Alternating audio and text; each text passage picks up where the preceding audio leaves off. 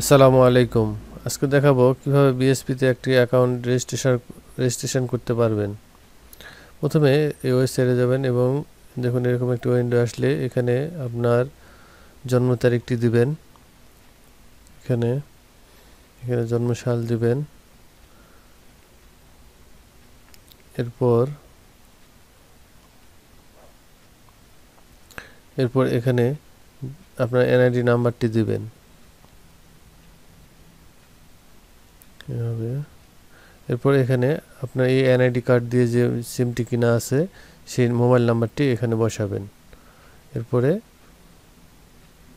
ভালো করে চেক করে নেবেন এনআইডি ঠিক আছে কিনা। এরপরে এখানে অনুসন্ধানে ক্লিক করবেন। তারপরে আপনার মোবাইলে একটি ওটিপি যাবে।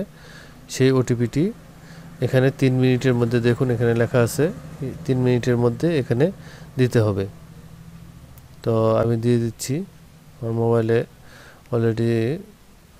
অলরেডি চলে এসেছে। আমি দিয়ে দিচ্ছি এখানে।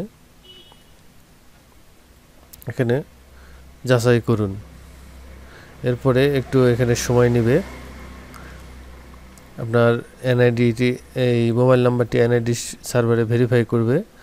ভেরিফাই করার জন্য একটু সময় নেবে। এখানে আপনাকে অপেক্ষা করতে হবে। এই যে বন্ধুরা দেখুন এখানে দেখাচ্ছে এর এনআইডি ইজ ভেরিফাইড। তারপর এখানে সব এনআইডির তথ্য আসবে। এর নিচে এখানে আমাকে পাসওয়ার্ড দিতে হবে। আমি পাসওয়ার্ডটি দিয়ে দিলাম। এরপরে নিবন্ধন করুন।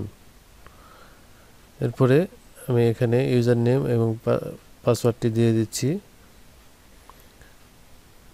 এরপরে লগইনে ক্লিক করলে এরকম একটি উইন্ডো চলে আসবে আপনাদের সামনে। এখান থেকে প্রোফাইলে যাবেন। সর্বপ্রথম প্রোফাইলে গিয়ে এই যে এখানে বন্ধুরা এই এই বাটনে ক্লিক করতে হবে। তাহলে দেখুন আপনার এনআইডিটি সার্ভারের সঙ্গে ভেরিফাই হয়ে যাবে। এরপরে আপনারা কিভাবে মিল অমিলের আবেদন করবেন সেটা দেখাচ্ছি। প্রথমে ড্যাশবোর্ডে আসবেন। ড্যাশবোর্ডে আসার পর এখান থেকে মিল অমিলের অপশনটি খুঁজে বের করবেন। দেখুন লাইসেন্স অমিল অনুমোদনের জন্য আবেদন, এখানে ক্লিক করবেন। তারপর এরকম একটি অপশন আসবে, এটা ভালো করে পড়ে নেবেন। এরপরে আমি সম্মত। তারপর এখানে রেফারেন্স নাম্বারটি দিবেন, এখানে ইস্যুর তারিখ দিবেন এবং নিচে লাইসেন্স উল্লেখিত জন্ম তারিখ দিবেন। এভাবে দিয়ে এবার অনুসন্ধান করবেন।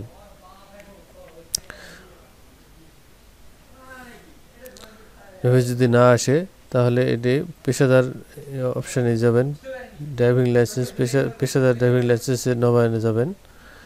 এরপরে রেফারেন্স নাম্বার দিলে এরকম একটি উইন্ডো চলে আসবে। তারপরে এখানে আপনাদের লাইসেন্সের প্রথম ইস্যুর তারিখ দিবেন। এখানে